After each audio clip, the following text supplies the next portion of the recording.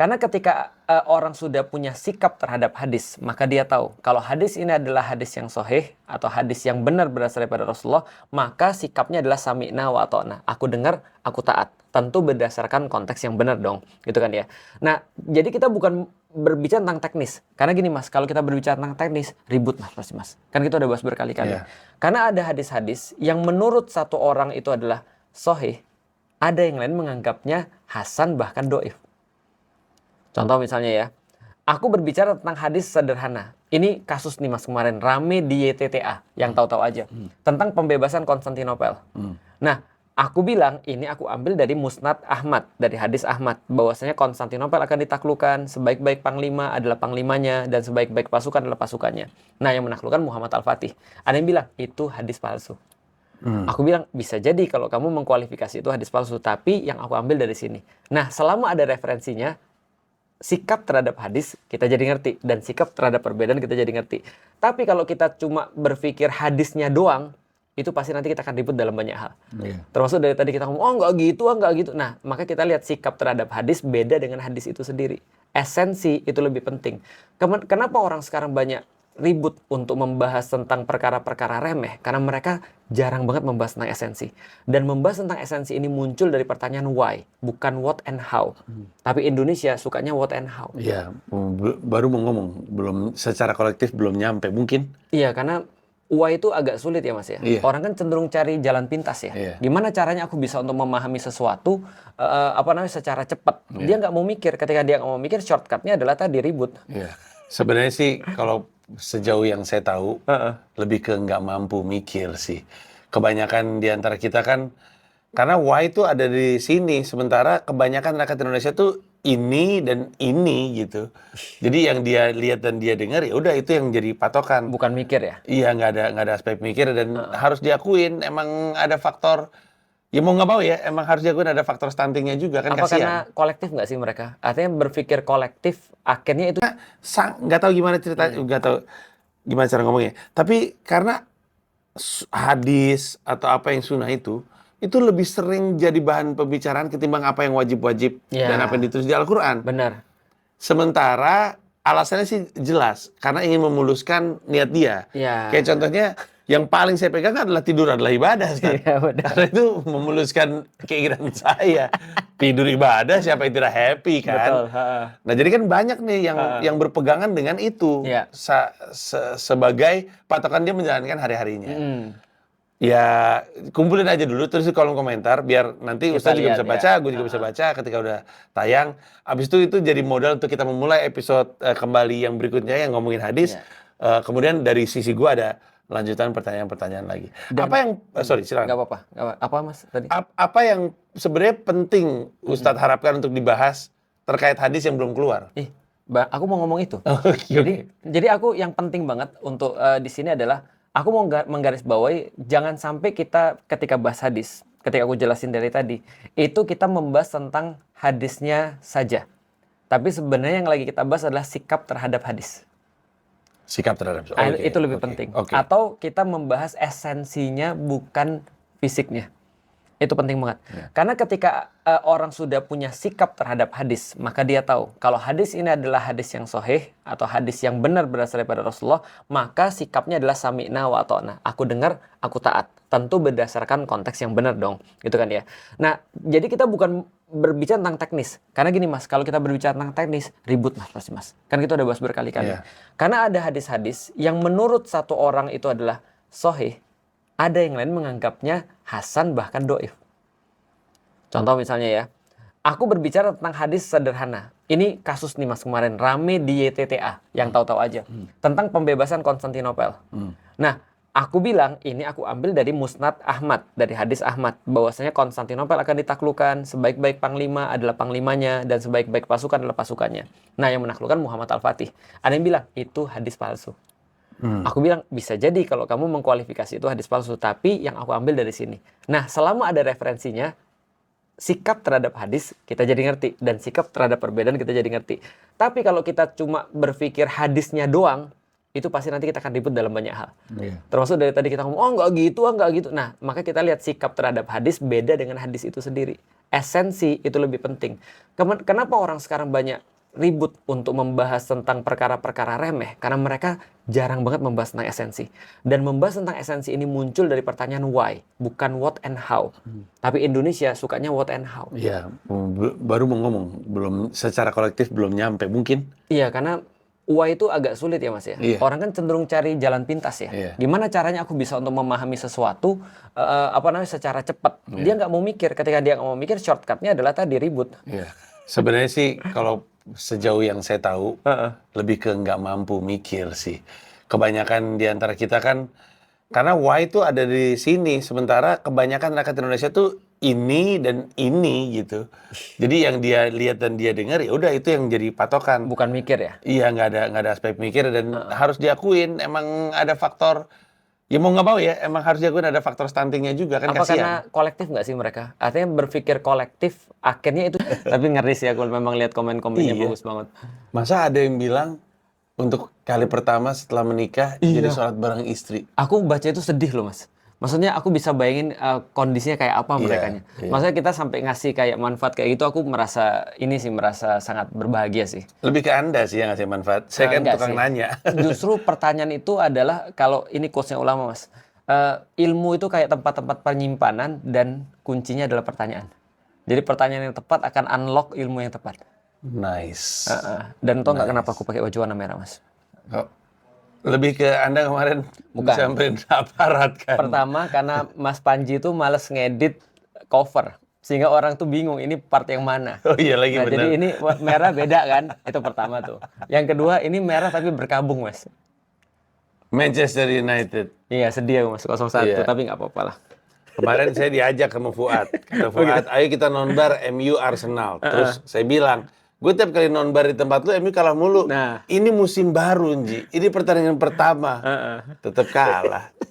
Tapi statistiknya bagus sih. Ya, Tapi tetap kalah. aja, iya, nggak Iya. apa-apa. Trust the process, Mas. Iyalah, proses mulu kita. Hari ini pembahasan kita banyak soal hadis Iya. karena gue juga ini mungkin di antara semua yang jadi rujukan, mungkin hadis ini yang gue paling ngeblank. Singkat aja ya, kenapa ya hadis itu jarang sekali diajarkan di sekolah? Ya, sebenarnya diajarin tapi Saya nggak nyimak. betul. Sama kayak orang pergi Jumatan. Itu apa tuh Jumatan? Ternyata dia tidur. Iya, sebenarnya diajarin sih. Cuman memang betul diajarinnya tuh tidak detail. Tapi menurutku sih memang kalau belajar tentang hadis itu detail. Mumet Mas, pusing. Oke. Makanya ada ilmunya sendiri tuh hadis. Nah, karena hadis itu adalah bisa dibilang aturan yang datangnya dari perilaku Rasulullah atau apa yang dilakukan oleh Rasulullah Oke. atau diucapkan, berangkatnya pengennya dari Rasulullah dulu. Oke, baik. Karena kan ada yang diceritakan di Al-Quran, yang tidak ya kita ngelihat dari yang Hadis. dari hadis, yang dari yang dikatakan sama Rasulullah, yang dilihat dan dicatat sama para sahabat gitu kan lebih. Betul. Nah, itu kan menggambarkan seperti apa Rasulullah sebagai manusia ya. Karena kan manusia kan tetap ada salahnya. Betul. Nah, jadi hadis itu sebenarnya mencatat salah-salah itu nggak sih? Jadi artinya bukan cuman, kan kalau kita ngomongin SOP ya. Betul. SOP itu kan kita pernah ngelakuin ini, oke ini kita ulang. Kita pernah ngelakuin ini jangan diulang. Betul. Gitu. Hadis itu mencatat hal-hal kayak gitu nggak? Hal baik dan hal buruk. Ya. Jangan sebut hal buruk ya. Hal baik, hal benar, dan hal salah. Oke. Yang dilakukan sama Rasulullah. Nanti kita jawab semuanya tuh tentang kesalahan, tentang baik dan buruk dan seterusnya. Ini menarik banget karena akhir-akhir ini lagi rame Mas tentang ada orang yang salah nggak mau minta maaf. Lagi rame nih. Emang ya? Ada. Ini lagi rame di kalangan orang yang YTTA sih Mas. Jadi ada yang bilang nge-gym itu goblok. Oh, iya betul. Iya. Oh, dia nggak mau minta maaf dia? Katanya nggak mau minta maaf. Padahal gimmick katanya. Katanya karakter, saya kasih taunya. Katanya gimmick sama Om Botak juga, gitu kan ya. Om Botak kenalan kita lah. Iya. Tapi ternyata setelah ditelepon disaranin, udah kamu minta maaf aja kalau kamu salah. Tapi ternyata nggak mau minta maaf. Nah maka terus kemudian ada content creator yang lain yang bahas Nabi Adam aja salah minta maaf. Dan akhirnya di situ dibahas sedikit tentang apakah Nabi itu punya salah atau tidak. Nah jadi kita jelasin dulu bahwa setiap Nabi itu sebenarnya maksum atau terpelihara daripada dosa. Tapi pertanyaannya apakah Nabi itu tidak pernah berbuat salah? Yang bisa kita lebih sederhanakan mungkin bukan berbuat salah, tapi memilih yang tidak tepat. Nah, kalau memilih yang tidak tepat, maka Nabi Muhammad pernah. Tapi kalau berdosa, tidak. Karena semua Nabi dijaga daripada dosa. Misal, yang paling terkenal adalah ketika surat Abasa wa Tawalla itu turun. Bermasam muka engkau wahai Muhammad ketika datang kepadamu seorang buta. Jadi ketika ada seorang buta yang datang pada Rasul pada saat itu lagi punya satu meeting yang sangat penting sekali, tiba-tiba datang dan kayak ganggu banget sih, kayak kira-kira gitu loh. Cuman nggak diomongin mas, cuma mukanya aja bermasam. Nah itu ditegur langsung oleh Allah. Artinya itu tidak dosa, tapi itu adalah bukan pilihan yang tepat. Jadi artinya Rasulullah pernah melakukan sebuah pilihan-pilihan yang tidak tepat, tapi konsekuensinya tidak ada dosa. Artinya ya kayak kita lah misalnya, 2 tambah 3 berapa misalnya? 7. Ya itu salah, tapi nggak dosa, kan itu kan ya. Artinya itu pilihan yang tidak tepat bagi Rasulullah. Nah, apakah terus kemudian semua yang ada di hadis itu mencatat semua itu? Jawabannya iya. Tentang beberapa pilihan-pilihan Rasul yang akhirnya ditegur oleh Allah dan dikasih tahu harusnya seperti apa. Misal ketika Rasulullah itu dengan istrinya itu nggak suka susu mas. Akhirnya beliau tuh terus kemudian ketika ditawari susu, beliau nggak mau. Nah itu seolah-olah mengharamkan susu karena dilihat oleh yang lain kan. Nah maka ditegur sama Allah, jangan berbuat seperti ini. Atau ketika Rasul ditanya tentang bagaimana tentang cerita ini dan cerita itu dapat keterangan dari Allah atau enggak, Rasul bilang besok nanti akan dapat wahyunya. Ternyata Allah terus kemudian tegur juga, jangan bilang besok, bilang insya Allah. Karena kalau kamu bilang besok itu seolah-olah menegasikan ada Allah di situ, tapi nggak bernilai dosa. Jadi itu adalah semacam salah pilih ya, atau pilihan yang kurang tepat tapi tidak berkonsekuensi dosa. Itu penjelasannya sebenarnya.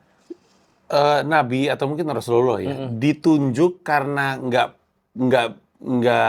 orangnya saking baiknya nggak bisa bikin dosa, atau karena beliau jadi Rasul dia dilindungi dari dosa. Wah keren banget, ini nggak ada lagi orang bertanya begini mas. Mana mungkin basa-basi aja ini. Ya, nggak serius, nggak ada yang bertanya nanya ke aku gitu. Jadi apakah Rasulullah itu ditunjuk karena itu konsekuensinya maksum, ataukah dia dari awal misalnya sudah nggak pernah buat dosa lalu dipilih jadi nabi atau terlalu baik? Jawabannya both.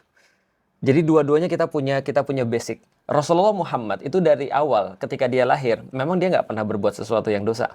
Artinya kita inilah terkenal di antara kita ketika Rasulullah masih kecil itu beliau ketika menyaksikan sesuatu yang kayak nggak berguna itu tidur tuh. Jadi ditidurkan oleh Allah. Jadi kayak kalau mungkin kita ya mungkin lagi ngelihat Mas Panji stand up tidur. Ngapain nih sering tidur gue? Gak ada gunanya nih. Iya, misalnya kayak gitu. Jadi dia ditidurkan oleh Allah. Sering tidur kalau saya stand up. Betul. Nah terus ketika beliau terus kemudian di perjalanan sebelum jadi Nabi umur 40, beliau senantiasa melakukan kebaikan-kebaikan dan bahkan tidak tercatat pernah berbohong. Makanya kan dikatakan al-amin kan ya. Kalau berbicara itu adalah kebenaran, kalau dia berjanji pasti ditepati, kalau dia punya amanah pasti itu dipenuhi amanahnya. Itu adalah nabi. Dan setelah terus kemudian jadi nabi ya konsekuensinya pasti akan maksum, dijaga oleh Allah dari berbuat dosa. Jadi both of them. Agak meleng dikit nih Ustaz, tapi karena saya mengikuti rasa penasaran saya aja.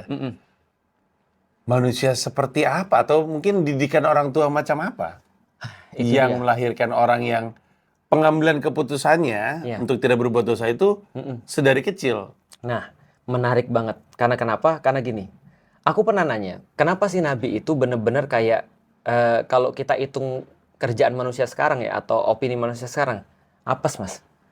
Kenapa apes? Anak nggak punya anak 3 laki-laki diambil oleh Allah semua, artinya diputusin nasab laki-lakinya itu karena orang-orang Arab ngambil nasabnya dari laki-laki. Mas Panji anak satu-satunya laki-laki mas ya? Di keluarga 2. Dua. Kakak saya perempuan, saya laki, adik saya laki. Oh berarti ada 2 kan?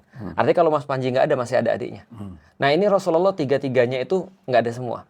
Bapakku sama kakekku itu adalah anak laki-laki satu-satunya. Artinya kalau mereka habis semua tuh. Dan bapakku sangat senang sekali ketika dia dapat 4 anak, 4 anaknya adalah laki-laki. Artinya ada yang ngelanjutin dia dalam bahasa budaya. Rasul apes dalam tanda kutip ya kalau kita lihat dari sisi itu. Kenapa? Karena anaknya 3 meninggal, bapaknya meninggal sebelum beliau lahir, gitu kan ya. Atau kalau enggak setelah lahir ya, aku lupa. Ini penting tapi aku lupa. Itu bukti bahwa aku bukan Adi Hidayat. Sebelum. Lalu kemudian ketika itu beliau dipasrahkan pada kakeknya, kakeknya pun meninggal ketika beliau masih muda, ketika beliau masih kecil. Dan setelah kemudian kakeknya meninggal, dipasarkan lagi pada pamannya, dan pamannya pun meninggal. Artinya seolah-olah Allah pengen bilang begini, Muhammad ini nggak ada influence ataupun pengaruh dari luar. Iya, itu dia. Selain daripada aku. Jadi memang ya both of them. Artinya ketika awalnya memang itu juga kita melihat bahwa itu sudah dipersiapkan, 40 tahun dipersiapkan biar secara manusiawi orang nggak bilang ini tiba-tiba ujuk-ujuk. Nah, artinya ya kan agak aneh ya Mas ya. Misalnya contoh ada orang pemabuk sampai umur 40, pemerkosa sampai umur 40. Atau misalnya low bending sampai umur 40 gitu kan ya. Tiba-tiba terus umur 40 dia bilang saya jadi nabi. Itu kan agak aneh, susah dipercaya. Maka Allah seolah-olah mempersiapkan bahwa dia nggak ada influence apapun selain daripada Allah. Itu sih. Dan kalau dipikirin dalam konteks sosial budaya pada masa itu, sungguh susah loh untuk menjadi individu yang seperti itu. Udah pasti ada peran, ada influence dari Allah Subhanahu Wa Taala, karena ya kan Islam diturunkan pada masa itu kan, masa itu lagi ugal-ugalan banget kan. Jadi tuh satu individu seperti Rasulullah itu kan sangat-sangat mungkin itu mujizatnya, kayak mujizat gitu. Indonesia dibandingkan negara Asia Tenggara mungkin kita termasuk yang paling ugal-ugalan. Dibandingkan dengan Singapura cerah. Dibandingkan dengan Vietnam cerah. Malaysia pun dibandingkan dengan kita cerah. Nabi Muhammad itu bukan hanya se-Arab Mas, bukannya satu regional, seluruh dunia lagi ugal-ugalan. Karena kita tahu, aku udah pernah kasih tahu belum Mas ya, tentang tahun 536. Jadi ada peneliti semuanya bersepakat, tahun terburuk yang pernah ditinggali oleh manusia adalah tahun 536. Nanti Mas bisa cari dimanapun. Karena 536 ini adalah salah satu daripada The Great Reset di bumi. Jadi ada beberapa kasus The Great Reset, salah satunya dinosaurus itu, salah satunya 536. Karena ada bencana di dunia yang terjadi secara simultan, masif, lalu kemudian membuat gagal panen dan segala macam karena waktu itu gunung meletus dan seterusnya nutupin matahari dan sehingga panen gagal dan segala macam. Orang-orang tambah rakus, orang-orang menunjukkan sifat asli seperti binatang dan seterusnya. Nah, itu berlangsung menurut penelitian 30 sampai 40 tahun berikutnya efeknya. Berarti 536, 570 Rasulullah Muhammad lahir. Jadi Rasulullah lahir itu ketika kita baca ya, jadi make sense ketika aku lihat ini Mas. Dulu ketika kita baca mata air yang nggak pernah muncul, lalu kemudian memancar kembali, pohon-pohon yang nggak pernah berbuah kembali. Aku relate jadi ketika aku ngerti tentang tahun 536. Artinya dalam segi dunia peradaban dunia lagi hancur-hancurnya. Dan kita tahu pada saat itu 602, 570 Rasulullah lahir, 602 sampai 628 itu terjadi perang besar antara dua peradaban yang sudah mau mati, Romawi dan Persia. Namanya The Last Great War of Antiquity. Berarti kalau kita lihat 628, berarti Rasulullah baru berusia berapa waktu itu? Hampir 32 tahun ya. 32 tahunan lah Rasulullah. Terus kemudian umur 40 Rasulullah terus kemudian diangkat menjadi nabi, dalam tanda kutip muncul antitesis daripada Rasul waktu itu, Heraklius. Nah, ini adalah yang kita bisa lihat bahwasanya ya Rasul memang waktu itu dipasrahkan dunia yang memang lagi hancur. Jadi ugal-ugalan tadi bukan cuma kota atau negara atau regional, tapi seluruh dunia lagi ugal-ugalan. Iya. Nah, memang jadi aneh sih ada orang kayak gini di tengah-tengah ugal-ugalan. Artinya bullyable nggak sih kalau ada orang maling dia nggak mau gitu maksudnya. Orang semua maling dia nggak mau, orang semua terus kemudian main cewek dia nggak mau. Iya. Pada saat itu sih bullyable. Culun dibilang kayak gitu ya. Betul. Oke. Sekarang kita masuk sedikit ke hadis. Ini sekali lagi harusnya sih saya nggak ngomong gini ya, karena orang bilang enggak, itu nggak perlu minta maaf pertanyaan kayak gitu, tapi kayak mau minta maaf karena basic banget. Iya. Hadis itu ada hadis pertama nggak sih, kayak ayat pertama? Nah, hadis nggak ada hadis pertama. Nggak ada ya kan, hadis yang pertama adalah ini gitu. Nggak disusun gitu. Kalau hadis kita kasih dulu pengertian. Hadis tuh ini Mas, semua hadis tuh gampangnya 3. Pertama adalah omongan Nabi, kedua perbuatan Nabi, yang ketiga adalah diamnya Nabi tentang satu hal. Itu juga termasuk hadis. Jadi omongan, lalu perbuatan, lalu kemudian diamnya Nabi, ini semua hadis. Maka kalau hadis-hadis dia nggak ada penyusunan kayak Al-Quran. Termasuk itu nggak pernah nanya aku Mas.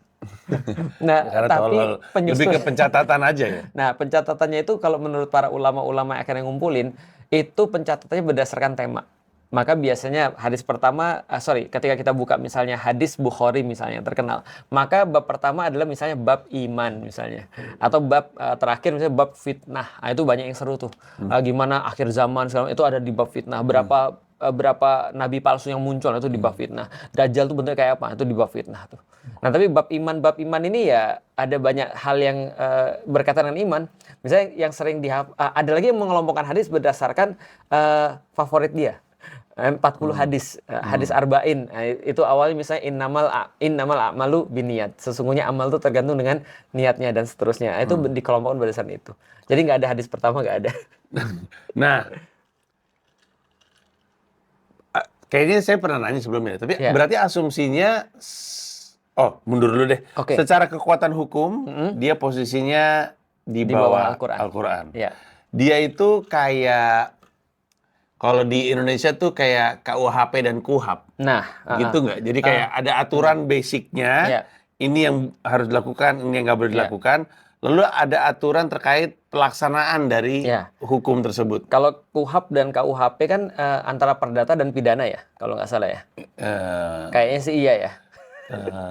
Pokoknya KUHAP adalah penjelasan KUHP. Hukum acara pidana. Iya, yang berarti jadi kalau misalkan pakai narkoba dilarang, nah soal penangkapan narkoba itu harusnya seperti apa, teknisnya. Teknis. Makanya itu berarti benar. Berarti soalnya ribet banget orang. Benar. Benar berarti. Hadis itu salah satu penjelasannya adalah dia membatasi keumuman Al-Quran bisa. Contoh misalnya Al-Quran memerintahkan potong tangan. Pertanyaannya batasnya gimana nih tangannya? Apa tangan sampai sini nih? Ternyata hadis memerintahkan pergelangan, membatasi. Bisa juga merinci yang tidak rinci. Misalnya contoh, diharamkan bagimu misalnya bangkai, darah dan seterusnya dirinci. Apalagi selain itu tambahan-tambahannya. Nah, jadi memang hadis itu kayak penjelasan daripada Al-Quran. Tambahan penjelasan. Diperintahkan oleh Rasulullah untuk dicatat kelakuan-kelakuan saya atau? Enggak. Tapi memang Rasul minta mengambil daripada dia. Artinya kalau kita berbicara tentang Nabi Muhammad, yang paling penting adalah Rasul meminta orang-orang atau meminta para sahabat untuk ngikutin dia. Itu juga perintah dari Allah yang pernah kita sampaikan di episode yang lalu, fattabi'uni. Artinya kata Rasulullah, kalau kalian mencintai Allah, bukan kata Rasulullah, kata Allah, wahai Muhammad, kasih tahu ke orang, kalau kalian mencintai Allah, maka ikuti aku. Nah, proses mengikuti ini berarti adalah dengan hadis ini tadi. Nah, jadi Nabi Muhammad tidak pernah secara langsung bilang, tulis perkataan saya. Enggak pernah begitu. Tapi sampein kepada yang lain ya omongan saya, misalnya kayak gitu. Terus ambillah daripada aku manasik-manasik haji kalian. Sholatlah kalian sebagaimana melihat aku sholat. Nah, maka para sahabat itu ngerti, oh berarti perintah ini adalah lihat sholat Rasul baik-baik. Kalau lupa gimana? Catat gitu.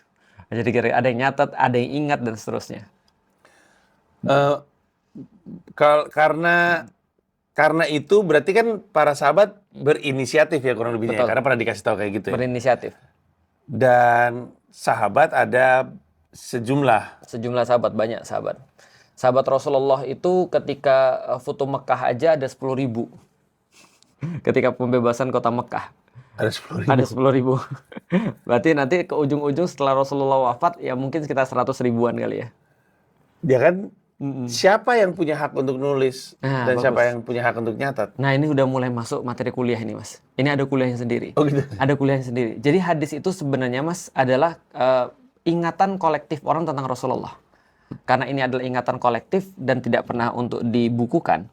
Maka ada orang-orang yang akhirnya setelah Islam bertambah luas, maka mereka bilang begini, kan nggak semua orang seperti zaman dulu. Ini para sahabat sudah banyak yang wafat juga, ada banyak juga ketika perang dan segala macam. Artinya ingatan kolektif ini harus kemudian kita bukukan, harus kemudian kita tuliskan kan gitu kan ya. Nah maka beberapa orang di antaranya yang mereka terus kemudian punya niatan kayak gitu kayak Imam Bukhari, lalu kemudian kayak Imam Muslim dan segala macam. Nah, mulailah mereka untuk melalui proses ini. Nah, karena mereka tidak langsung bisa ketemu dengan sahabat, karena itu kelangnya lumayan lama, Mas. Itu kan ratusan tahun ya kelangnya. Artinya satu sama lain nih. Jadi nggak sempat ketemu. Nggak sempat ketemu. Itu salah satu pertanyaan lanjutannya, apakah itu ada konvensinya atau apa? Enggak ya? Maka ada metode untuk mengumpulkan. Contoh kayak gini, Mas, misalnya ya. Gimana caranya kita tahu tentang kakek kita?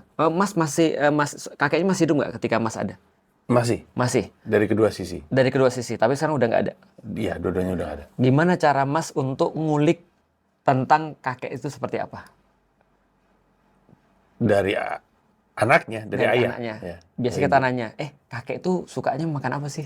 Oh, dia tuh suka banget sama mie misalnya. Itu kalau dia ada mie 3 aja habis dia. Oh gitu ya. Terus apa lagi, ceritain dong. Dia biasa kalau makan mie selalu bilang gini, wah makasih banget udah bawain aku mie. Setiap kali dapat mie dia pasti ngomong begitu. Nah itu adalah ceritanya tuh. Nah imam-imam pengumpul hadis ini nanyain kepada orang-orang, kamu punya sesuatu nggak dari Rasulullah? Lalu kemudian dia bilang, oh iya aku pernah dengar dari bapakku. Dan bapakku orang yang hidup sejaman dengan Rasulullah. Namanya ini. Lalu kemudian dia bilang, contoh misalnya dari Ibnu Umar. Ibnu Umar dari bapaknya Umar. Tentu saja karena Ibnu Umar kan anaknya Umar. Ibnu Umar dari Umar bapaknya. Bahwasanya Rasulullah pernah berkata. Kayak gitu. Jadi artinya Ibnu Umar meriwayatkan dari bapaknya. Bapaknya hidup zaman dengan Rasulullah. Bahwasanya bapaknya bilang begini.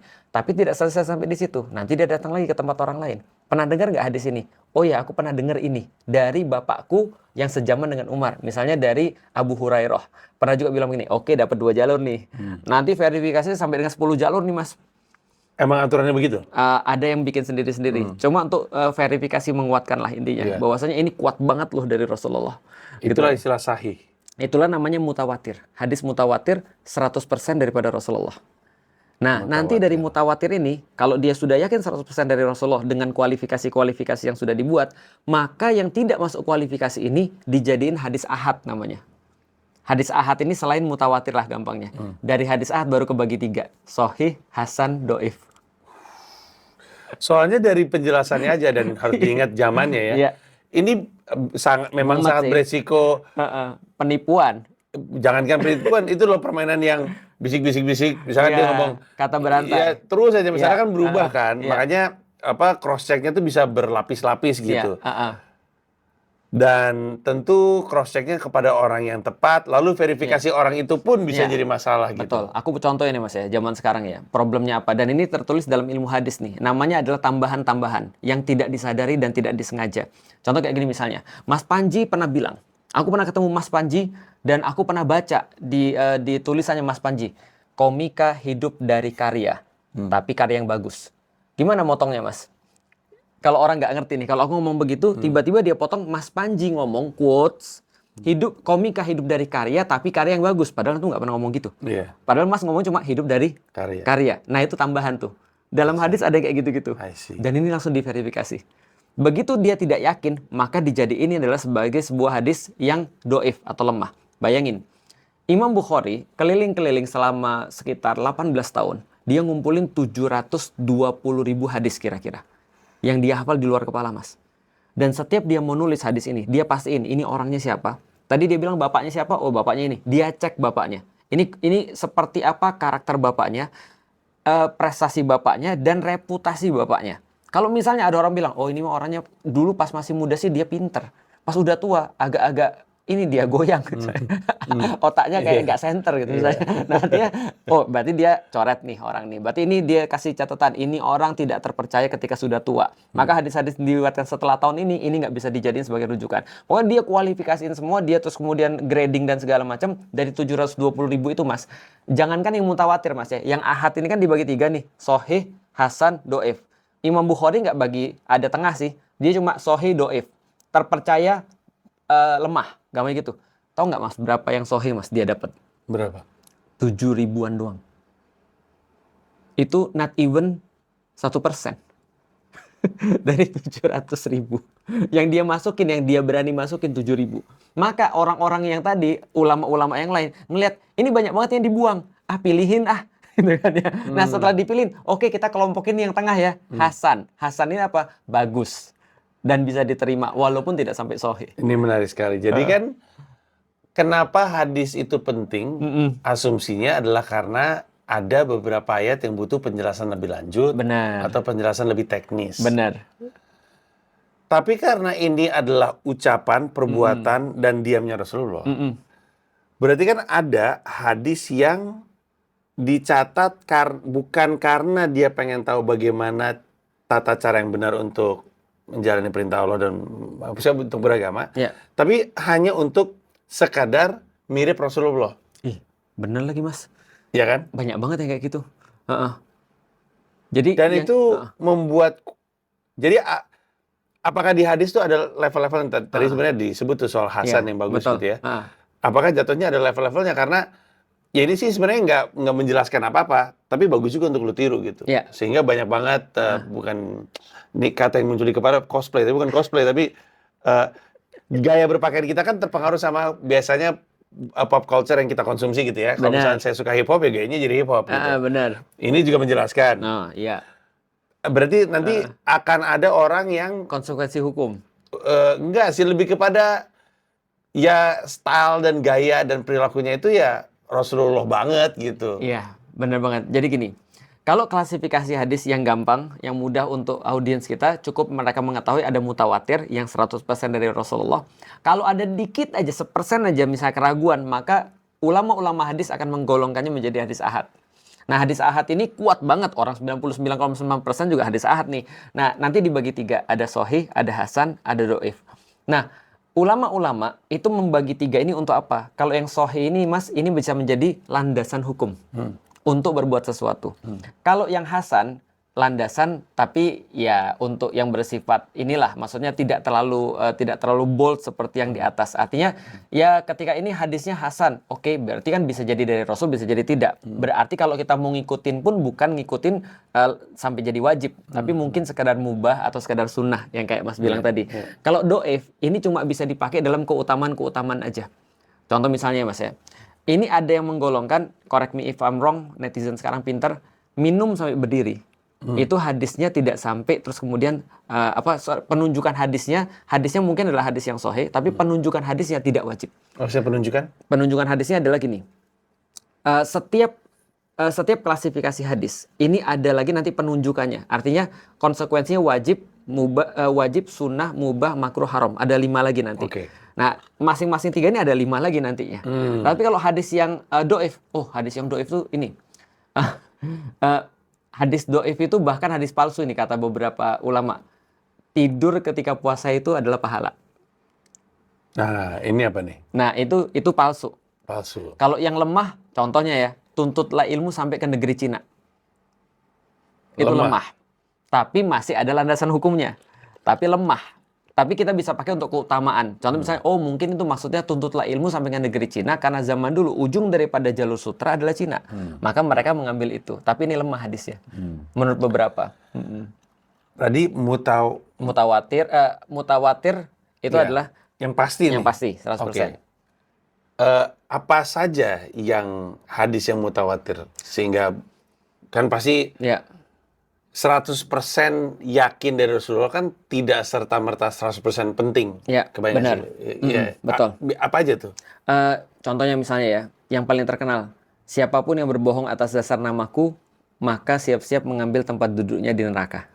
Oke. Itu justru ngeri banget tuh Mas. Artinya itu justru tentang hadis juga tuh. Jadi siapa ada yang berani memasukkan hadis nih, maka dia siap-siap mengambil tempat duduk di neraka. Oke. Itu salah satunya. Nah, tapi kalau yang Mas maksud tadi, contoh kayak gini Mas ya. Mas familiar nggak sih dengan kata-kata sunnah?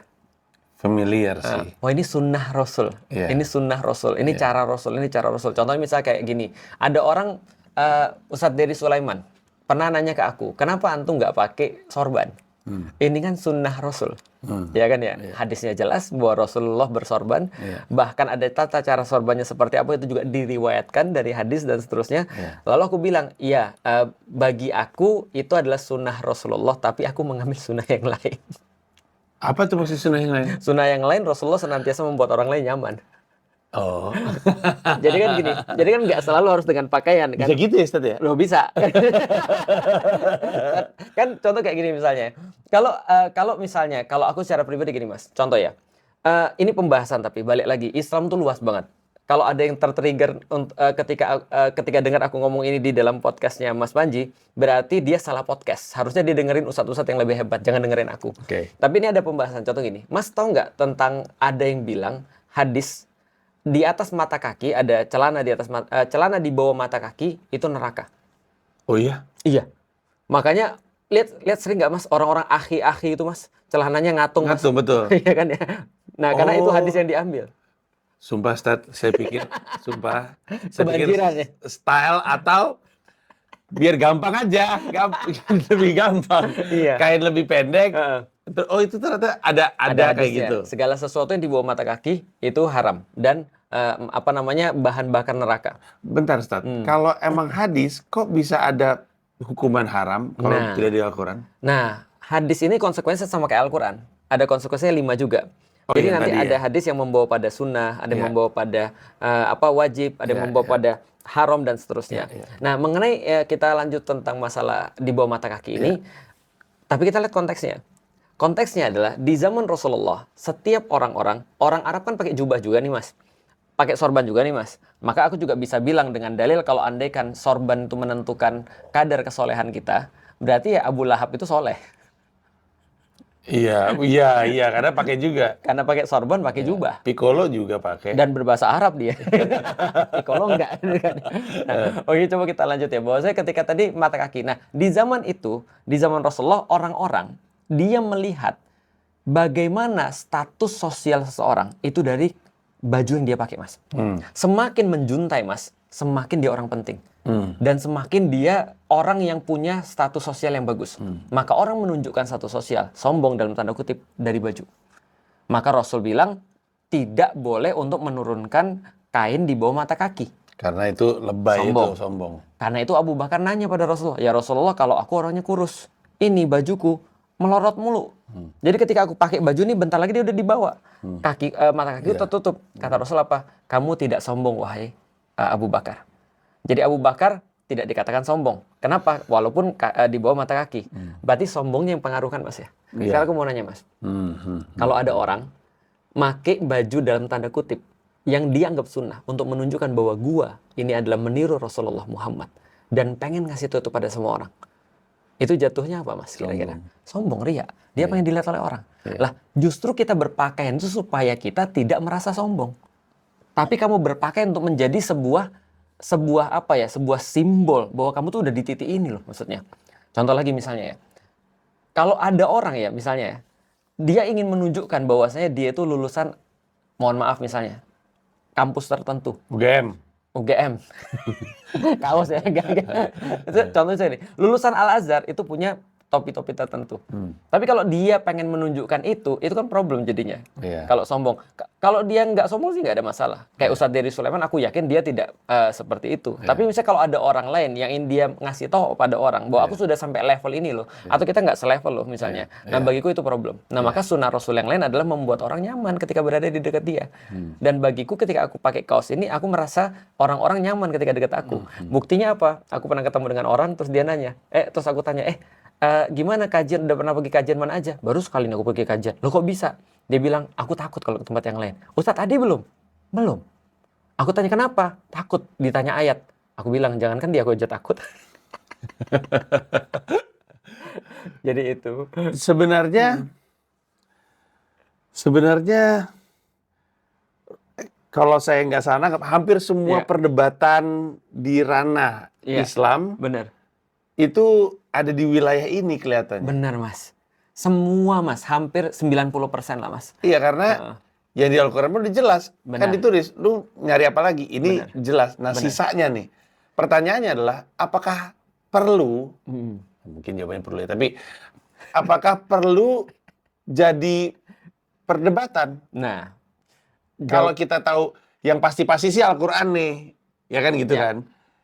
Tapi kan perseteruan ada di ranah ini gitu. Aku pernah mikir gini, Mas. Aku pernah mikir yang lebih tinggi. Andaikan Rasulullah hidup di zaman kita, apakah dia ridho dengan perdebatan kita?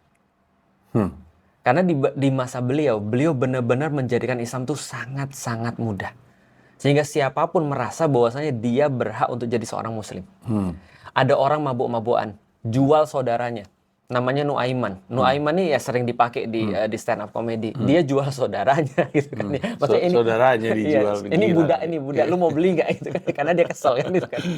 Dijual saudaranya. Dia minum minuman keras. Dan dia diaduin sama Rasulullah. Ini orang sudah iseng pada saudaranya, dia minum minuman keras. Rasul katakan dia umatku. Dia sahabatku. Kalian boleh benci perbuatan dia ketika dia berbuat buruk. Tinggal cambuk dia. Tapi jangan benci orangnya karena dia masih sahabatku. Artinya Rasul tidak meng-cancel status dia sebagai seorang muslim hanya karena dia bermaksiat. Tapi zaman sekarang aku ngelihat ada banyak orang-orang yang lebih keras daripada Rasulullah. Makanya aku kan bertanya pada diriku sendiri, kalau Rasul ada di zaman kita, dia ridho nggak dengar lihat kita berdebat dengan perkara ini, make nama dia untuk ngeluarin orang dari Islam, Mas. Kamu nggak sunnah Rasulullah. Aku pernah ditanya gini, Mas. Ketika aku baru, ya Allah, baru 3 pekan masuk Islam, Mas. Ditanya sama orang, mohon maaf Felix baru masuk Islam, iya. Akidahnya Felix apa? Lah, aku kan baru belajar Islam, Mas. Aku bilang lah, akidah Islam lah, akidah apa lagi? Bukan, yang dimaksud adalah manhaj akidah. Aku tanya, manhaj akidah apa? Setahuku akidah itu cuma beriman pada Allah. Aku beriman pada Allah, aku beriman pada Rasulnya, aku Muslim. Selesai. Ada rukun iman jumlahnya 6, rukun Islam jumlahnya 5. Selesai. Dia bilang, enggak. Kamu tidak termasuk akidah yang benar. Bukan manhaj ahlus sunnah wal jamaah. Aku kaget dong, Mas. 5 tahun aku nyari Islam. Tiba-tiba detik itu dia bisa mengkafirkan aku. Karena kan kalau akidah nggak benar kan berarti kan aku kafir, Mas. Aku bilang, semudah itu ya, dia pakai nama Nabi Muhammad untuk ngeluarin umat Nabi Muhammad dari agamanya Nabi Muhammad. Aku pikir kalau Nabi Muhammad di zaman kita, dia ridho nggak sih dengan perdebatan kita? Nah artinya kalau menjawab pertanyaan Mas tadi, penting nggak sih untuk diperdebatkan? Bagiku nggak sih. Tapi Mas tau lah Mas, semua tuh dimulai simple. Sampai akhirnya di ujung-ujungnya ada orang nggak ngerti esensi. Balik lagi, esensi dia nggak ngerti. Dan dia merumit-rumitkan dan membuat semuanya jadi susah. Stand up menurutku sesederhana kita pengen hibur orang. Kita pengen membuat orang ketawa. Sesederhana itu. Awalnya kan nggak ada teori kan, Mas. Nggak ada sekolah pecahkan kan, Mas. Nggak ada. Nggak ada kan. Kita cuma pengen, sebagaimana orang-orang zaman dulu juga pengen buat orang ketawa. Maksudnya sesederhana itu aja. Artinya kita nggak mikir rumit gitu kan ya. Cuman ketika sudah berlalu dan berlalu, kita mulai membuat itu jadi sebuah sains dalam tanda kutip.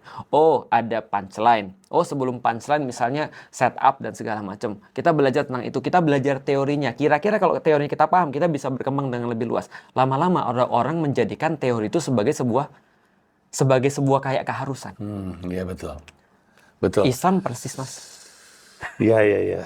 Sehingga kalau misalnya kamu nggak pakai setup, kamu buat orang ketawa, kamu bukan komika. Iya. Kalau memang ada yang kayak gitu. Kalau kamu nggak nulis skrip, kamu bukan komika. Iya, betul. Aku pikir kayaknya stand up harusnya nggak gitu deh artinya. Iya, betul. Islam juga sama, Mas. Islam itu kan awalnya kan sesederhana adalah kamu tahu bahwa kamu punya Tuhan yang benar. Kamu tahu untuk mencapai Tuhan itu kamu punya manusia yang kamu jadiin sebagai panutan. Selesai. Bukankah kita cuma dibebani rukun Islam dan rukun iman? Sesederhana itu. Kenapa kita mempersulit diri kita dengan segala sesuatu yang lain? Oke, kalau kamu pro nggak apa-apa, tapi jangan anggap semua orang harus pro kayak kamu. Tiba-tiba ada seorang yang mu'alaf, tiba-tiba dia harus dituntut. Bayangin Mas gini. Rasulullah ngajarin para sahabat 23 tahun nih. Jadinya juga nggak semuanya bagus. Artinya ada juga, mohon maaf ya, kayak Nuaiman gitu maksudnya, yang nggak seperti Umar gitu maksudnya. Dia adalah sahabat Rasul dengan caranya sendiri. Dia mencintai Rasul dengan caranya sendiri. Gitu maksudnya. Lalu kemudian tiba-tiba ada orang mu'alaf dan kita ngarepin dia sudah khatam 23 tahun. Iya. Emang biasanya kayak gitu-gitu tuh orang-orang yang belaga lebih ngerti sedikit. Ya. Dia lebih ngerti sedikit tapi belaga lebih ngerti banyak-banyak yang kayak gitu. Waktu itu Dedi pernah sholat berjamaah tau nggak yang sempat viral. Tangannya di bawah. Iya. Bukan begini. Bener. Diserang sama semua orang. Bener. Kayak gimana sih gitu. Lah, baru juga masuk Islam. Baru seminggu kalau nggak salah. Padahal ada banyak posisi tangan di dalam Islam. Bisa di sini, bisa di perut, Ada yang gini sih. bisa di dada, bisa juga di sini di ulu hati, itu juga bisa. Asal jangan ya kayak begini aja Mas. Itu agak berlebihan. Iya, Dan Dedi lebih karena kalau analisa saya dia pakai kemeja kalau dia naikin tas gitu meledak ini nanti karena terlalu gede ototnya. Tricepsnya ya. Iya. Kita tadi kan habis lagi ngomongin soal saya lupa nulisnya Mutawatir. Terus udah gitu ini yang 100%. Yang 99,9 itu adalah Ahad. Itu dibagi 3. 3 gampangnya kalau sekarang. Kan saya pernah dengar ya, ada beberapa versi hadis. Bukhari, Muslim. Semuanya punya begituannya atau Bukhari ini, Muslim ini gitu. Keren banget. Pertama, sebelum Bukhari Muslim bukan berarti tidak ada hadis yang terkodifikasi. Tetap ada hadis yang terkodifikasi. Misalnya ketika di zaman dulu misalnya ulama-ulama sebelum mereka juga ngajarin hadis. Rasulullah pernah berkata begini, Zaman itu sebelum Bukhari dan Muslim itu mengumpulkan, bukan berarti hadis itu jadi less legitimate. Karena mereka baru mengkodifikasi dan kebetulan ketika itu works lantas kemudian diingat oleh orang. Dan makanya orang bilang hadis Bukhari itu adalah kitab yang ketiga setelah Quran dan Sunnah. Setelah Quran dan hadis itu kitabnya adalah setelah Quran hadis itu ya Bukhari Muslim gitu maksudnya. Jadi itu adalah yang paling penting untuk kodifikasinya. Tapi bukan berarti sebelum dia lahir atau sebelum dia ada lantas tidak ada hadis. Ada sih, tapi bentuknya cuma ya bersifat kultural aja, tradisional. Jadi ketika ulama-ulama zaman dulu ngajar, mereka bilang misalnya contoh ya, imam-imam mazhab itu kan lebih dulu daripada pengumpul hadis. Nah, maka mereka juga nyampein hadis, cuman tidak dikodifikasi seperti itu. Maka kita nggak pernah lihat HR Syafi'i, atau HR misalnya Hambali, atau HR Ahmad ada di Ahmad bin Hambal, atau HR Hanafi, itu nggak ada. Tapi mereka ngumpulin hadis-hadis juga dalam kitab-kitab mereka. Jadi hadis itu tidak serta-merta harus ada label HR Bukhari atau HR Muslim. Mutafaq alaihi artinya adalah disetujui oleh semua orang. Disetujui oleh para muhadis, atau disetujui oleh Bukhari dan Muslim. Jadi hadis-hadisnya bisa jadi sama, Mas. Jadi ada hadis Bukhari, ada di kitab itu, di Muslim juga ada di kitab itu. Maka kalau dua ini ada, jackpot, Mas, dibilang hadis Bukhari strip Muslim atau mutafakun alaihi, disepakati oleh kedua orang muhadis ini. Sorry, tapi selain Bukhari dan Muslim Banyak. Ada lagi? Tirmizi, Baihaqi, apalagi Dailami dan segala macam. Dan kalau kita belajar Abu Daud, hadis, itu semuanya ditulis gitu.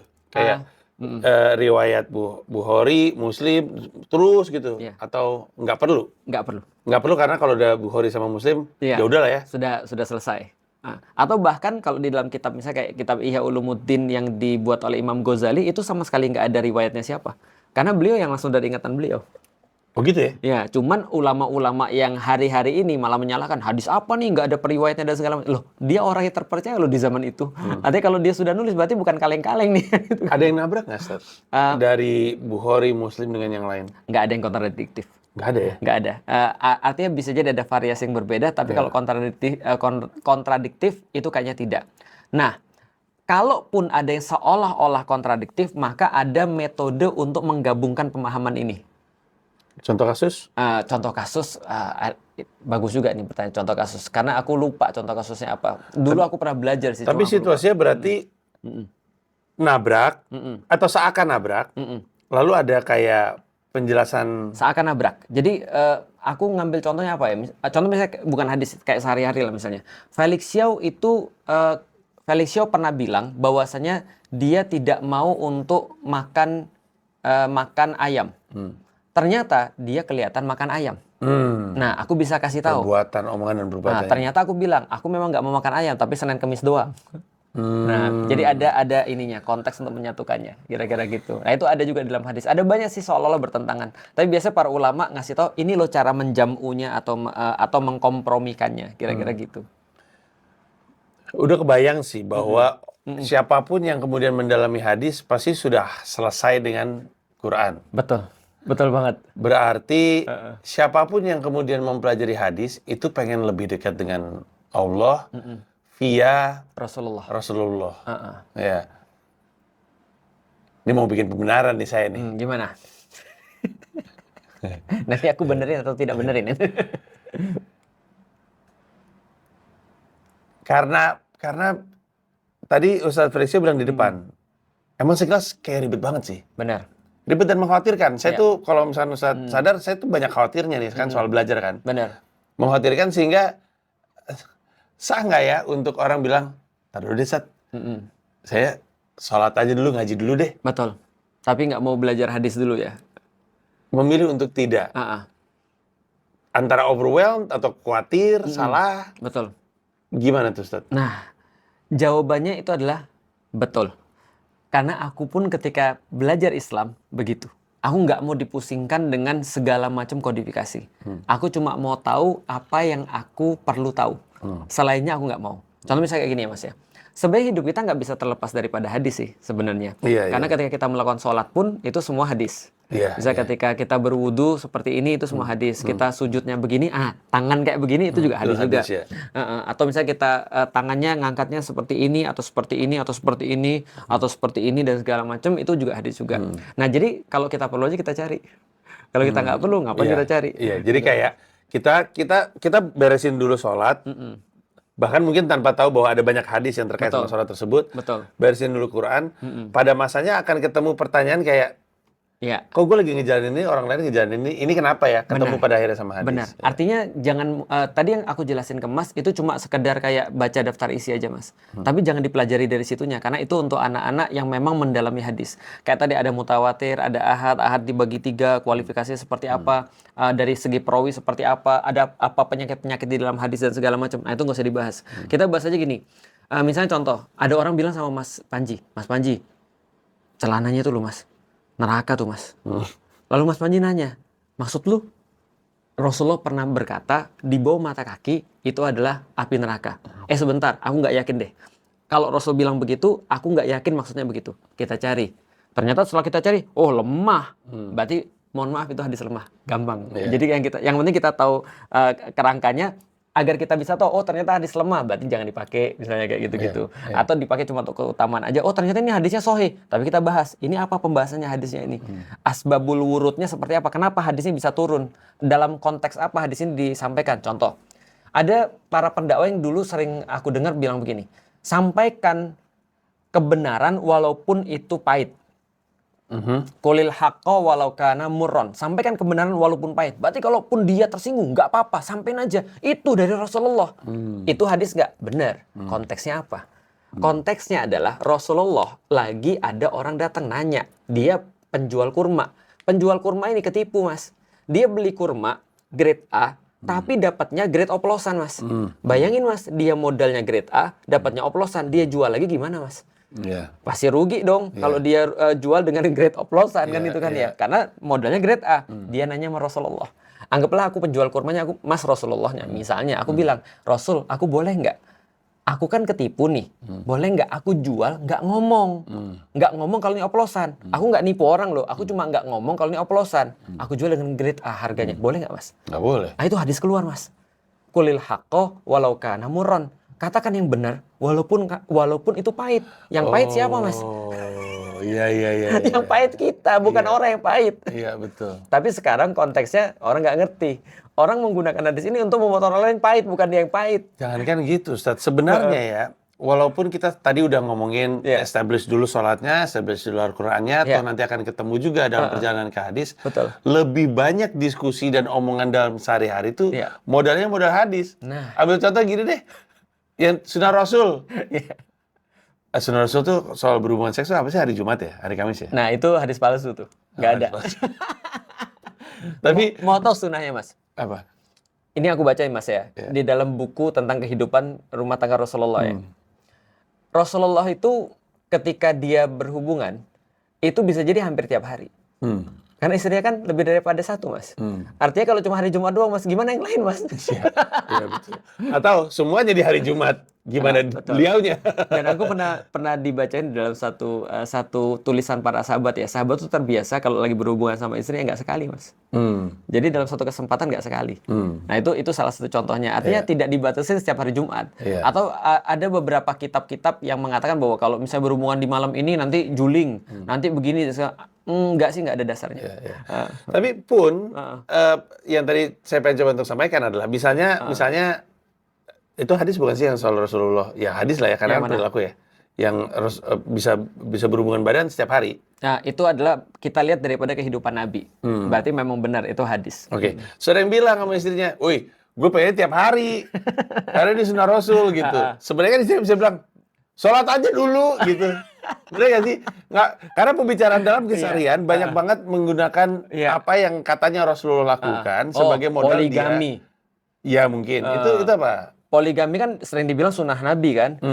Ada suami bilang, aku mau poligami. Iya. Kenapa? Sunnah Nabi. Itu kan maksudnya ya? Iya, salah satunya. Terus padahal yang ngomong sholat juga nggak pernah gitu loh. Poinnya itu aja gitu. Bagus. Iya. Nah, aku mau kasih tahu kalau gitu, ini pasti bingung nih. Karena aku pas belajar juga bingung. Ada sunnah dalam arti hadis. Ada sunnah dalam arti di bawahnya wajib. Ada sunnah dalam arti hadis dan ada sunnah dalam arti hukum di bawahnya wajib. Berarti sunnahnya itu terjelaskan di Al-Quran? Bukan. Jadi gini, aku coba sederhanain ya. Kalau perbuatan manusia kan hukumnya ada 5 Mas ya. Wajib, sunnah, Mubah boleh, makruh dibenci, haram. Yang sudah kita pernah bahas tentang syariat kemarin ya. Nah, tapi kata sunnah ini juga sering digunakan untuk kata ganti hadis. Sunnah Nabi dalam arti hadis. Oke. Bisa juga untuk keseluruhan hidup Nabi. Hiduplah seperti sunnah Nabi. Nah, berarti itu keseluruhan Nabi. Yang Mas bilang tadi yang kayak nggak penting tapi itu sebenarnya ditiru orang. Itu ditiru Mas oleh para sahabat. Tiba-tiba Abdullah bin Umar itu Mas, ketika di satu tempat keliling Mas satu pohon 2 kali. Sahabat bingung, ngapain bocah nih? Keliling 2 kali. Dia bilang, aku pernah lihat Rasul begitu. Tapi terus dibilang, kenapa? Enggak, aku pengen niru Rasul aja. Jadi kayak gitu-gitu. Contoh misalnya Rasul makan ganjil misalnya. Ganjil itu kan banyak Mas, bisa 3, bisa 15 gitu kan ya, bisa 21 kan ganjil Mas. Nah, artinya ketika ada orang makan ganjil itu ya pengen aja niru Rasulullah. Itu kan ya, bukan niru jumlahnya tapi ganjilnya. Nah, itu adalah sunnah dalam arti yang lain lagi. Jadi sunnah ini artinya banyak. Dalam konteks yang tadi kita berbicara, Mas benar. Ketika ada orang bilang, ini sunnah Nabi, Nabi berbuat begini. Padahal dia nggak mau niru keseluruhan hidup Nabi. Lu niru poligaminya, lu niru nggak ngasih istri nafkah dengan baik, lu niru nggak mendidik istri dengan baik, lu niru nggak sholatnya sudah benar atau belum, itu benar. Jadi dia beralasan doang, padahal syahwat tuh mah, bukan sunnah. Kalau istilah bahasa Inggrisnya cherry picking, jadi dia ngambil yang dia pengen aja, betul, yang lain enggak. Yang lain ditolak, cherry picking, betul. Buat masyarakat Islam, sebenarnya masalah nggak sih hal seperti ini kan? Apalagi Ustadz Felix Xiao tahu yang benar. Dan sering mendengar, ya kayak sunnah Rasul bercinta di hari Jumat gitu kan. Betul. Aku mau nyunah nih malam Jumat gitu kan. Kenapa harus malam Jumat? Kan banyak malam yang lain kan. Aku menemukan banyak sekali kayak gitu. Dan di dalam Islam sebenarnya secara umum nggak ada masalah Mas. Apalagi orang yang ngerti. Contoh kayak gini Mas ya. Coba kita ambil sunnah yang hukumnya di bawah wajib tadi ya. Habis sholat wajib, kita diminta oleh Rasulullah ada 12 rakaat namanya, kalau kamu penuhi terus kemudian 12 rakaat ini, itu adalah tambahan yang baik untuk masuk surga lah kira-kira gitu. Untuk bekal kita yang baik. Dua rakaat sebelum subuh, 2 rakaat sebelum zuhur, 2 rakaat setelah zuhur, 2 rakaat setelah maghrib, dan 2 rakaat setelah isya kan gitu kan ya. Ada yang bilang 4 rakaat sebelum zuhur, sehingga totalnya 10 atau 12. Nah, kalau misalnya kita lihat semua ini, kalau kita, contoh habis sholat wajib, kita nggak lakukan sholat sunnah itu, apakah terus kemudian kita jadi masalah? Enggak sih, nggak banyak orang mempermasalahkan. Yang orang masalah kalau kita nggak melakukan yang wajib. Makan berdiri, itu di Indonesia nggak ada masalah. Pergi ke Singapura, itu jadi masalah. Pergi ke Arab mungkin jadi masalah, berarti itu culture. Lebih ke culture, bukan hanya hadis. Karena hadisnya tidak mewajibkan makan sampai duduk. Boleh aja makan sampai berdiri, tidak sampai haram. Minum sampai berdiri tidak sampai haram. Saya pikir nggak boleh. Nah, boleh, tapi dengan catatan. Makanya Ali bin Abu Thalib pernah minum sampai berdiri ketika ditanya kenapa? Supaya orang nggak ngira bahwa ini haram. Dia bilang, karena kalian seolah-olah memposisikan ini jadi kayak haram. Padahal Rasul tidak mengharamkan itu. Nah, jadi seperti itu tuh konteksnya. Jadi aku ketika, contoh misalnya Mas ya, kalau antum nanti pergi ke Mekah dan Madinah, amin. Lalu kemudian antum di situ ketemu air Zam-Zam. Di situ ada adab minum.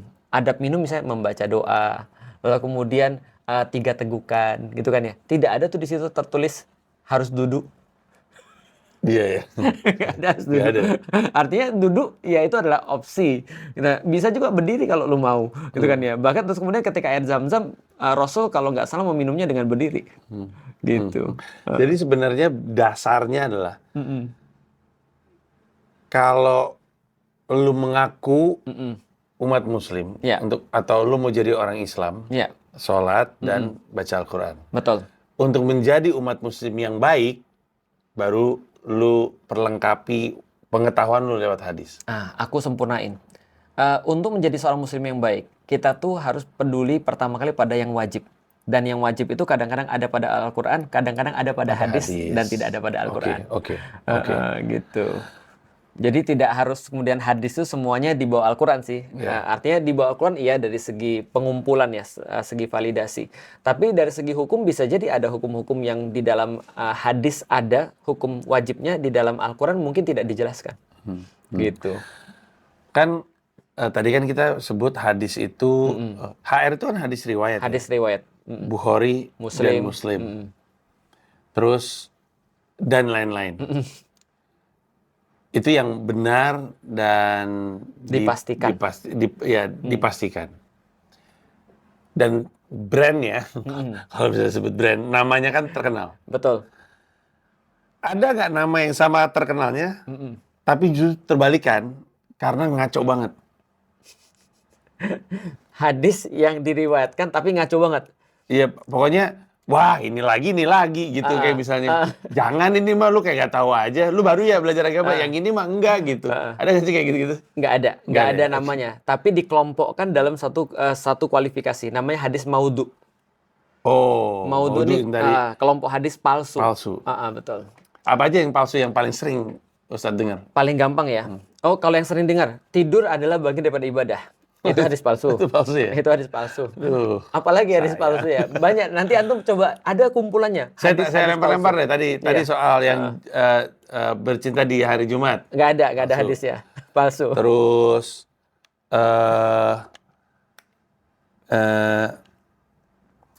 gimana cara ngomongnya? Apa? Yang kaitannya sama puasa, kayak berbukalah dengan yang manis. Nah, itu nggak ada. Itu iklan. Iya, kayaknya Itu iklan itu tuh. iklan, tapi orang berpikir itu hadis ya. Sama ada satu lagi. Makanlah sebelum lapar dan berhentilah. Makanlah setelah lapar dan berhentilah sebelum kenyang. Itu bukan hadis.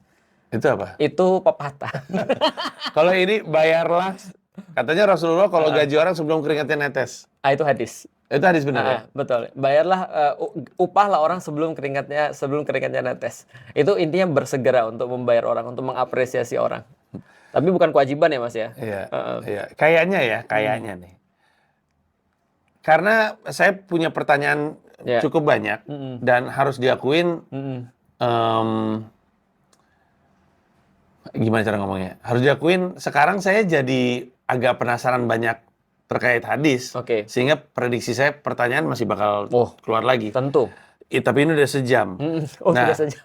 Jadi untuk membuat engagement antara penonton kembali dan kita di rumah ya, coba kita mulai dengan, coba lu tulis deh apa yang, karena nggak tahu gimana cerita, nggak tahu gimana cara ngomongnya. Tapi karena hadis atau apa yang sunnah itu lebih sering jadi bahan pembicaraan ketimbang apa yang wajib-wajib dan apa yang ditulis di Al-Quran. Benar. Sementara alasannya sih jelas, karena ingin memuluskan niat dia. Kayak contohnya, yang paling saya pegang adalah tidur adalah ibadah. Iya, benar. Karena itu memuluskan keinginan saya. Tidur ibadah, siapa yang tidak happy kan? Betul. Nah, jadi kan banyak nih yang berpegangan dengan itu. Sebagai patokan dia menjalankan hari-harinya. Ya, kumpulin aja dulu, terus di kolom komentar, biar nanti Ustaz juga bisa baca, gue juga bisa baca ketika udah tayang. Abis itu jadi modal untuk kita memulai episode kembali yang berikutnya yang ngomongin hadis.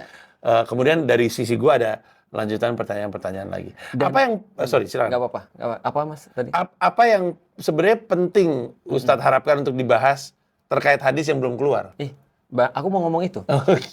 Jadi aku yang penting banget untuk di sini adalah, aku mau menggarisbawahi, jangan sampai kita ketika bahas hadis, ketika aku jelasin dari tadi, itu kita membahas tentang hadisnya saja.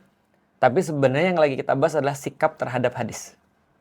Sikap terhadap itu lebih penting. Atau kita membahas esensinya, bukan fisiknya. Itu penting banget. Karena ketika orang sudah punya sikap terhadap hadis, maka dia tahu kalau hadis ini adalah hadis yang sahih atau hadis yang benar berasal daripada Rasulullah, maka sikapnya adalah sami'na wa ata'na. Aku dengar, aku taat. Tentu berdasarkan konteks yang benar dong, gitu kan ya. Nah, jadi kita bukan berbicara tentang teknis. Karena gini Mas, kalau kita berbicara tentang teknis, ribut Mas pasti Mas. Kan kita udah bahas berkali-kali. Karena ada hadis-hadis yang menurut satu orang itu adalah sahih, ada yang lain menganggapnya hasan bahkan doif. Contoh misalnya ya, aku berbicara tentang hadis sederhana. Ini kasus nih Mas kemarin, rame di YTTA, yang tahu-tahu aja. Tentang pembebasan Konstantinopel. Nah, aku bilang, ini aku ambil dari Musnad Ahmad, dari hadis Ahmad, bahwasanya Konstantinopel akan ditaklukkan, sebaik-baik panglima adalah panglimanya, dan sebaik-baik pasukan adalah pasukannya. Nah, yang menaklukkan Muhammad Al-Fatih. Ada yang bilang, itu hadis palsu. Aku bilang, bisa jadi kalau kamu mengkualifikasi itu hadis palsu, tapi yang aku ambil dari sini. Nah, selama ada referensinya, sikap terhadap hadis kita jadi ngerti, dan sikap terhadap perbedaan kita jadi ngerti. Tapi kalau kita cuma berpikir hadisnya doang, itu pasti nanti kita akan ribut dalam banyak hal. Iya. Termasuk dari tadi kita ngomong, oh enggak gitu. Nah, maka kita lihat sikap terhadap hadis beda dengan hadis itu sendiri. Esensi itu lebih penting. Kenapa orang sekarang banyak ribut untuk membahas tentang perkara-perkara remeh? Karena mereka jarang banget membahas tentang esensi. Dan membahas tentang esensi ini muncul dari pertanyaan why, bukan what and how. Tapi Indonesia sukanya what and how. Iya, baru mau ngomong, belum secara kolektif belum nyampe mungkin. Iya, karena why itu agak sulit ya Mas ya. Iya. Orang kan cenderung cari jalan pintas ya. Iya. Gimana caranya aku bisa untuk memahami sesuatu secara cepat. Dia nggak mau mikir. Ketika dia nggak mau mikir, shortcutnya adalah tadi ribut. Iya. Sebenarnya sih kalau sejauh yang saya tahu lebih ke nggak mampu mikir sih. Kebanyakan di antara kita kan karena why itu ada di sini, sementara kebanyakan rakyat Indonesia tuh ini dan ini gitu. Jadi yang dia lihat dan dia dengar ya udah itu yang jadi patokan. Bukan mikir ya. Iya, nggak ada aspek mikir dan harus diakuin emang ada faktor. Ya mau nggak mau ya, emang harus diakuin ada faktor stuntingnya juga kan, Apa kasihan. karena kolektif nggak sih mereka? Artinya berpikir kolektif, akhirnya itu jadi sesuatu yang biasa gitu Betul, maksudnya. ada kehilangan kekritisan itu betul juga yang membuat dia nggak punya dan nggak mau dan nggak terbiasa untuk punya proses berpikir. Iya. Tapi yang berarti yang mesti dijadiin marka adalah sikap. Sikap terhadap hadis. Itu yang penting. Artinya itu akan menyelamatkan banyak sekali Mas dari masalah. Menurutku, contoh kayak tadi ya, overwhelm banget kalau kita membahas tentang hadis Mas. Itu satu hadis tuh bisa dibahas sama ulama tuh parah. Dan Mas tahu, di dalam ilmu hadis ya, hadis doang nih, kalau kita bahas hadis doang bukan sikap terhadap hadis ya. Karena kalau bahas hadis sebenarnya aku tidak berkualifikasi. Tapi aku kasih contoh aja. Contoh Mas ya, di dalam ilmu hadis itu Mas, saking parahnya pembahasannya Mas, itu dia memperbolehkan untuk dalam tanda kutip memberikan nilai buruk terhadap seseorang. Itu sah di dalam hadis. Atau mengkritik parah, itu bisa di dalam hadis. Tapi tidak diperbolehkan dalam ilmu-ilmu yang lain. Secara dalam ilmu akhlak aku nggak boleh ngeritik orang. Tapi kalau antara orang yang belajar hadis sama orang yang belajar hadis, dia bisa bilang itu penipu. Dia tidak terpercaya. Dan itu ada ilmunya sendiri. Memang harus dicari kesalahannya Mas. Namanya al-jarhu wa ta'dil. Nah ini cuma dalam ilmu hadis. Kita boleh mengkritik dan menguliti sampai orang itu sampai hidup-hidupnya. Ad hominem boleh Mas di dalam ilmu hadis. Gokil. Karena mereka perlu benar-benar memverifikasi ini benar nggak sih dari Rasulullah. Tapi begitu mereka ketemu dan bahas akhlak, mereka akhlaknya luar biasa banget. Oh itu guru kita, itu orang hebat gitu kan. Tapi ketika mereka bahas hadis itu, aduh, kayak orang lain deh Mas. Pokoknya kalau Mas baca kritik hadis, aduh males banget aku kadang-kadang baca kritik hadis tuh. Maksudku ya gimana sih dia bisa membedakan antara ini ilmu dengan ini orang gitu maksudnya. Jadi ketika ini lagi bahas ilmu hadis, dikulitin sampai orang-orangnya. Dia pernah, contoh misalnya Imam Bukhari itu pernah nolak hadis gara-gara apa Mas? Ada orang, dia habis ngambil hadis dari dia, hadisnya bagus nih. Dari segi kualitasnya bagus. Tiba-tiba pas dia pergi, dia ngeliat orang tuh gini. Ke kuda. Kudanya datang nggak dikasih makan. Dicoret Mas. Orangnya tidak terpercaya. Hafalannya nggak kuat. Padahal bagus. Dia ngambilnya bagus sebenarnya. Padahal hadisnya bagus, dia verifikasi ke yang lain juga ada jalur yang lain. Iya. Ketika lihat orangnya nggak terpercaya, nggak jadi. Gila segitu. Jadi kalau kita meriwayatkan hadis Mas udah pasti tertolak semua nih Mas. Ya, iya betul. Jangan jangan dengerin aja dia mah ngelawak-lawak aja. Iya benar, melawak nggak bisa jadi periwayat hadis. Nah itu dia. Nggak bisa. Nggak bisa. Jadi gitu. Karena nggak bisa dipercaya. Bisa, tapi dalam hal lain. Iya, Artinya itu tadi artinya kualifikasi hadis itu tinggi sekali sih. Iya. Makanya aku bilang jangan bahas itunya. Kita ambil dari segi sikap kita terhadap hadis itu aja tuh. Nah itu lebih enak. Oke. Ustaz terima kasih banyak atas waktunya. Sama-sama, Terima kasih makasih. banyak. Jangan lupa tanyakan hadis yang pernah lu dengar. Nanti kami baca, kami riset terlebih dahulu sebelum kembali lagi. Iya. Makasih banyak Ustaz. Thank you. Sip. Makasih Mas. Thank you. Bye bye.